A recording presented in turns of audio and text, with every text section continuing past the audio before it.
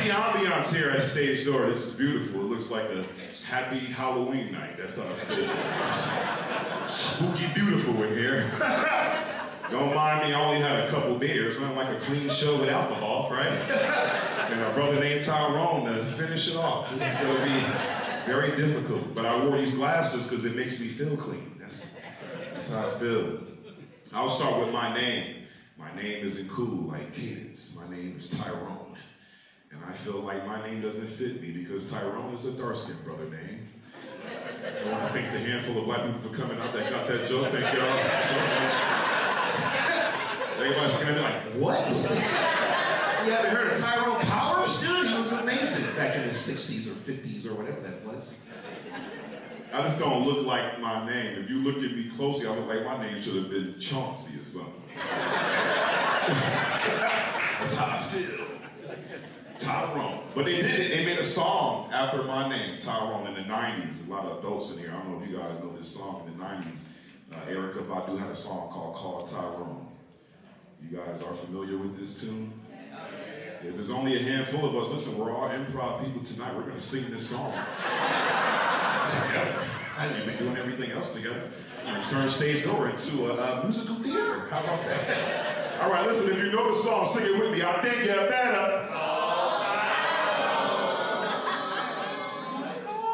Hey! There we go! Yeah. I see all the other white people are looking up here like, what? Wait, who said that? My man. Go ahead, sing it. Go ahead. Let the spirit out. It was amazing. I was going to say, everybody else who's not singing, they don't know what's going on in here. Is he doing stand-up or is that karaoke? What is that, a Negro spiritual? Yeah, you like karaoke? Somebody said, karaoke! I go all the time with my parents. Oh yeah, that's my name, Tyrone. Tyrone Burston is my last name, Burston. Tyrone Burston. I don't like my name. But it could have been worse though. Here's a clean adult joke that the kids won't get. I don't like my first name because it's ghetto, it's Tyrone, but what if my mother would have named me Richard? Just keep it up here, guys. That's all you gotta do, just lock it away. Tell you what, if my name was Richard, I'd be doing a whole different adult entertainment industry. And you guys would still enjoy it. That's a good one. I am a dad. I love being a dad. I've been a dad for 23 years. My oldest son is 23 years old.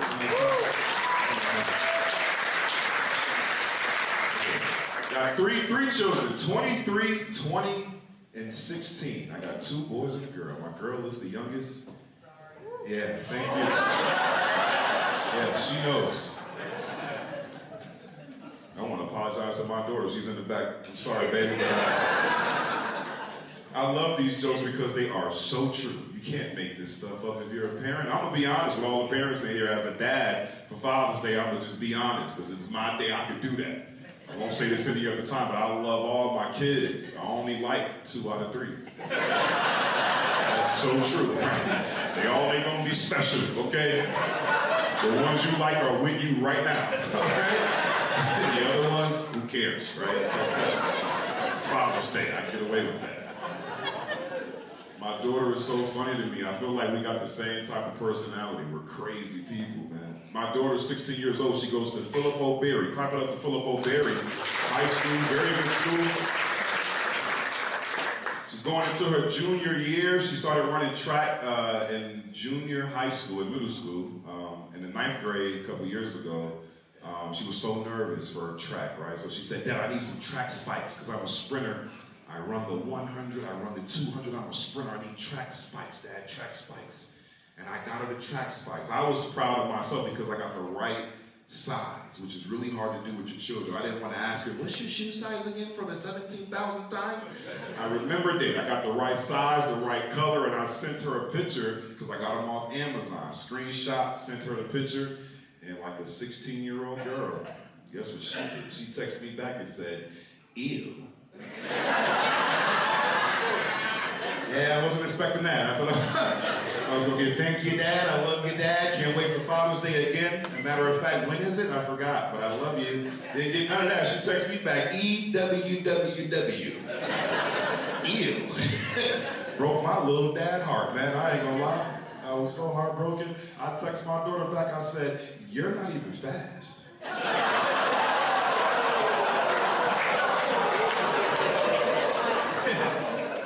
it's a good father right there, right? You gotta let her know you're worried about the wrong thing, sweetheart, okay?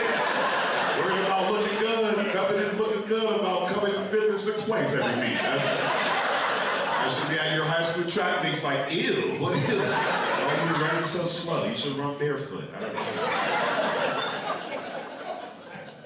I've been doing comedy for 12 years, which means when I started, my daughter was 4 years old. And she gave me my first joke ever. Remember, you know, when your kids are little, actually she was 3 years old at the time, I was teaching my daughter her colors, because you do that with children. You go outside with them and you make sure that they understand what you've been teaching them this whole time before they go off to daycare or kindergarten. So we're outside and I'm with my daughter at the time, she's 3 years old. I'm like, baby, look at the grass. What color is the grass? She's all excited. She's like, it's green, Daddy, it's green. I'm like, yeah, that's right. And I point to the sky. I said, what color is the sky? She said, oh, that's blue, Daddy. And then I point to my arm. And I shouldn't have did that. I was thinking she was gonna do yellow because you can't look at the sun, right? And I'm like, what color is Daddy's arm? And she said, oh, that's easy, Daddy. That's white. So forever, my daughter thought I was a white man. Yeah, that was cool.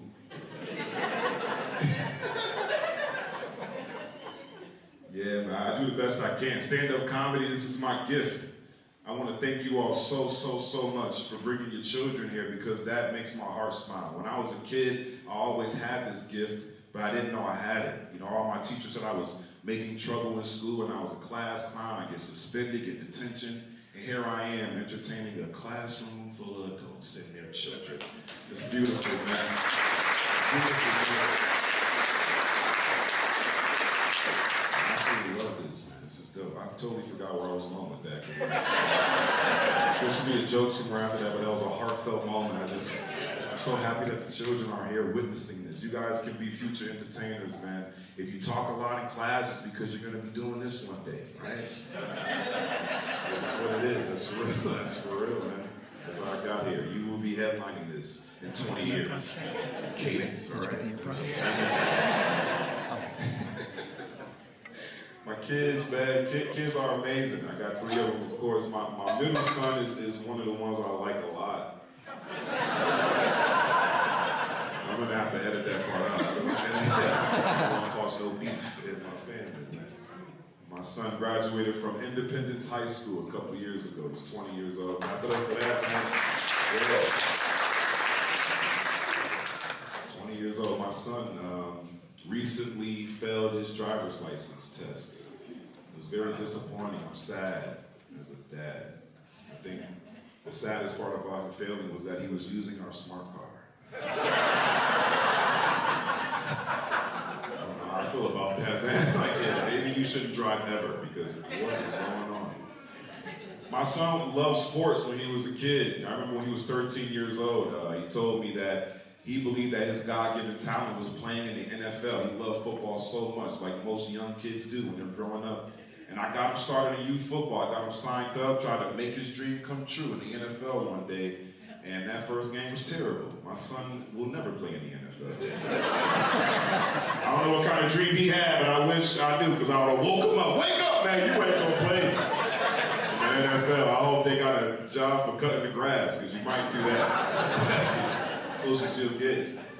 You parents know, man, when your kids play sports, you be out there rooting them on. At least they're out there giving it their best. My son was terrible out the huddle. And in football, in Charlotte, they take football way too serious. They believe that all the children will play for the Panthers one day, and that's just not realistic. My son broke the huddle, and when they break the huddle, they have to line up to get ready for the play. My son lined up with the other team. Man, that was super embarrassing. Because the father scared me to death. You understand what's going on? I'm watching the game over the fence with the other dads, and they're like, yo, who is number 50, man? I was so scared. I looked at the fathers like, yeah, who is number 50? You guys know, I don't know who that kid is, man. He ain't deserve no father figure in that moment. That's what I'm saying. This is all true stuff, man. I felt so bad. That's my baby. You know what I mean? I want to claim him, but he got to do something good. If not, I'll be doing baseball signals on where we park. You, me, over there.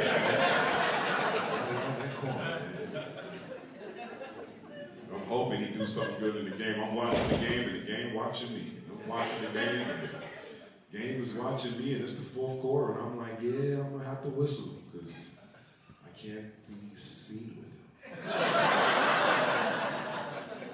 And you know what, in football, it's so cool in youth football. I think this is in college too, like a rule in high school. Like if you fall down, if you're the ball carrier, that's like an automatic tackle, right? You can't get up and run. At least in youth football, so that was cool. My son was playing outside linebacker into the game, and the kid had the ball from the other team. He's coming towards my son, and my son running over there, and my son tripped and fell before he got to the ball carrier. And I was like, man, he almost had it. But the kid that had the ball tripped over my son and fell. And in youth football, that's a tackle. I was so excited. Oh man, I couldn't wait to pay him. I jumped up, I said, yeah, woo, there go my nephew right there. Yeah, I'm gonna tell young daddy you did good today. You did good.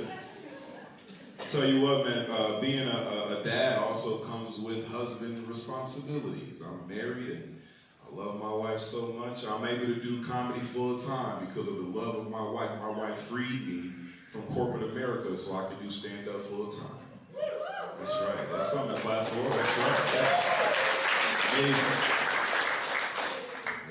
Yeah. I learned these past 4 years doing comedy full time that whenever your wife frees you from corporate America, that's just a cool way of saying that my wife makes way more money than me.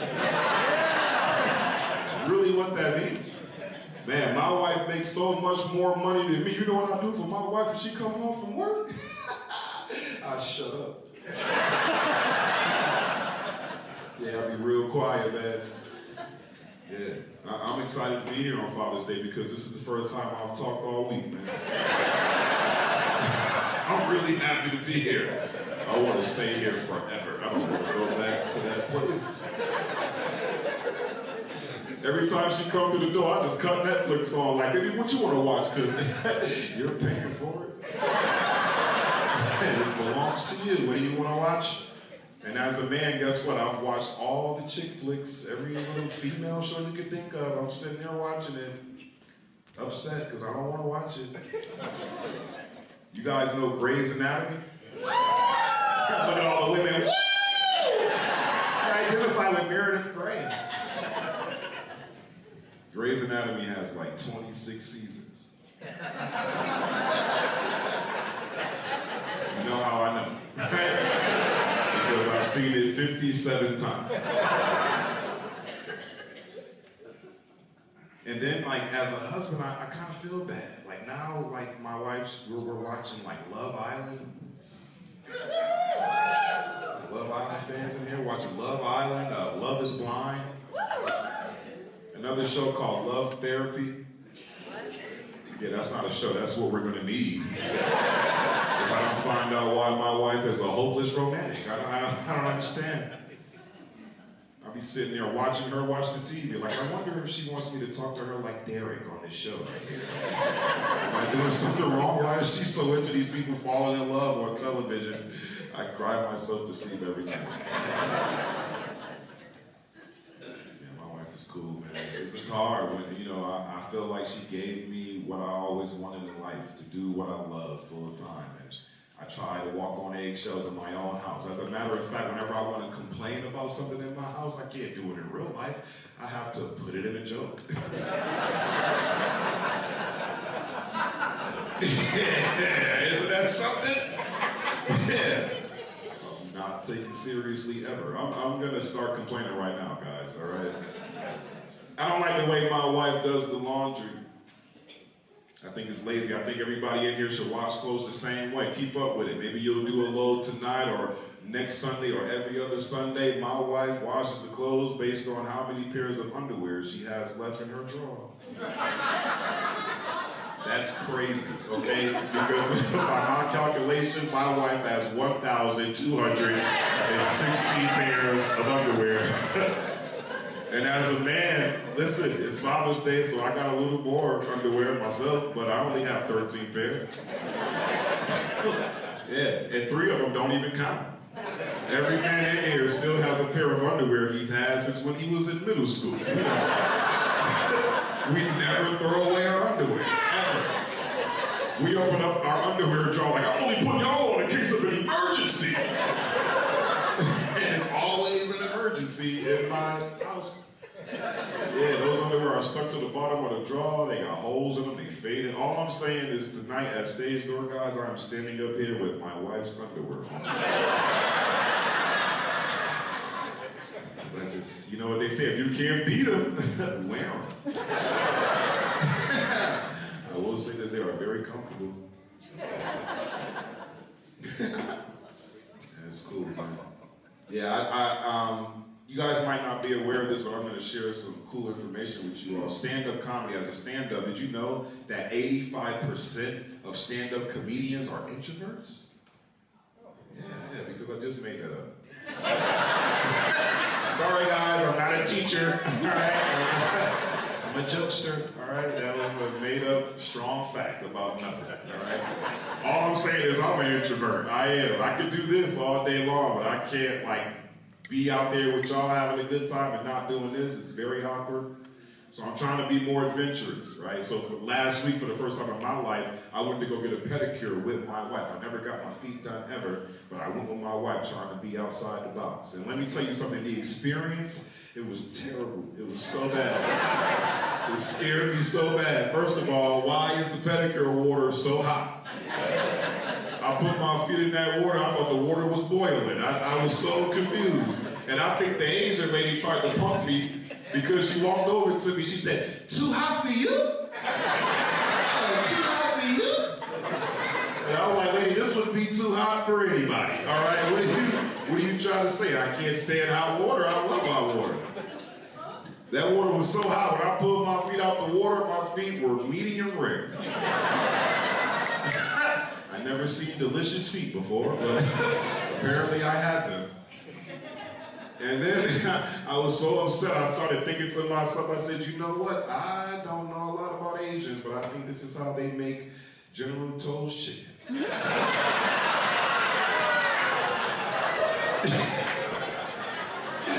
It's delicious! I think I figured out the recipe. You gotta boil it in the pedicure water first. I was just so confused at everything that was happening. The lady came over with 2 glasses of wine that I did not ask for. And I was so upset, I looked at my wife, I said, "This is what you spending my comedy checks on? What's going on in here, man?" My wife looked at me, she said, "You're so dumb, it's complimentary." I'm like, well, if I'm so dumb, tell her to bring the whole bottle of wine. How about we do that? Because this is wasting our time. My wife is so cool, man. I've been with her for 10 whole years. Oh, man, I met my best friend. That's amazing. When I first met my wife, she couldn't wait to tell me what her name was because she think her name is pretty. Yeah. She said, "My name is Tricia. Isn't that pretty?" I was like, nope. It should be, but I just think that's a regular black person's name. There's nothing special about it. And guess what? After 10 years, I'm kind of disappointed. I'm like, I don't like to say this because it's embarrassing, but I don't know how to spell my wife's name correctly. Let me tell you something, she gets very upset at that. It's like, "Tyrone, we've been together for 10 years, you're my husband, you know how to spell my name right? I can't stand that. That is so rude of you." And I'm like, first of all, you got all the vowels in your name. I'm not as smart as Cadence, but I before E, E before I, it gets a little tricky. But I will say, when I spell it right though, woo, it still looks wrong. It's the scariest part of the world. I don't want to show her what I wrote down because it's another argument that I'm not going to win.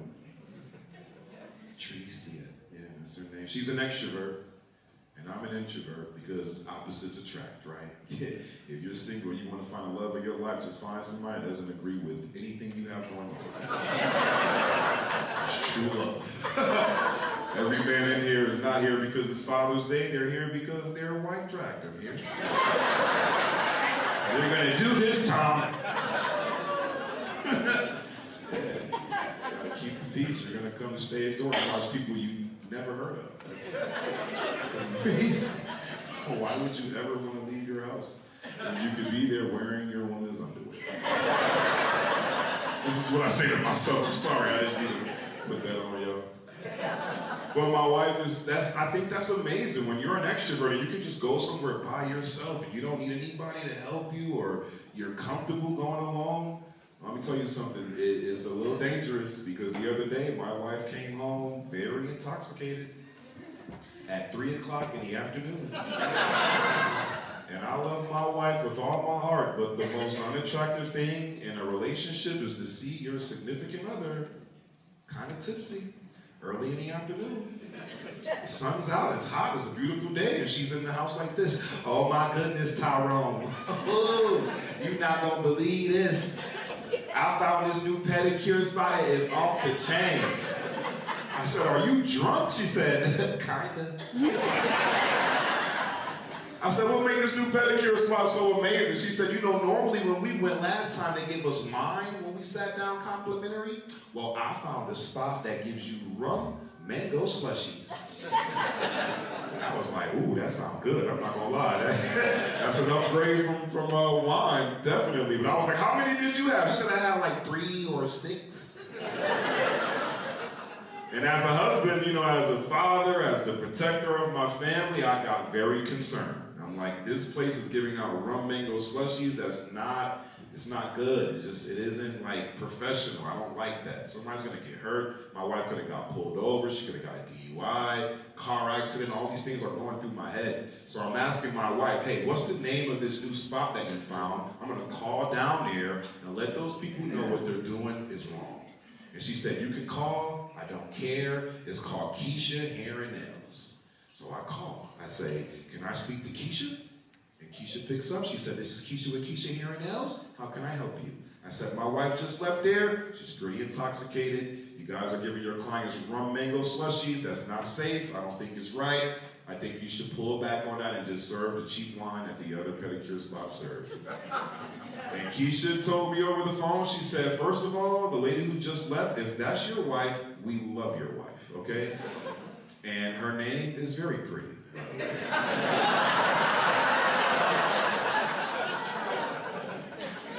She said, sir, you're not going to believe this, but here at Keisha Hair and Nails, we actually serve mango slushies. Your wife brought the rum.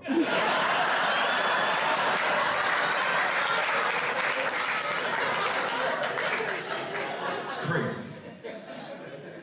Which makes sense because I believe that's why the clothes don't get washed properly. But she comes home at 3 o'clock every other day like that. Hard to wash clothes like that. It's cool. Let's just have a moment of silence. Kids are amazing, man. I want all you kids here to, when the new school year comes, just give it your best, right? Every single day, do the best you can. Do all your assignments, all your homework, get the best grades you can because that's life. I tell my kids all the time, I believe school determines your life. If you do good in school, you'll do good in life. I want to pass that message on to you guys because I don't want you to do this. It can be so much more. I don't know where I'm going with this. My time is almost up.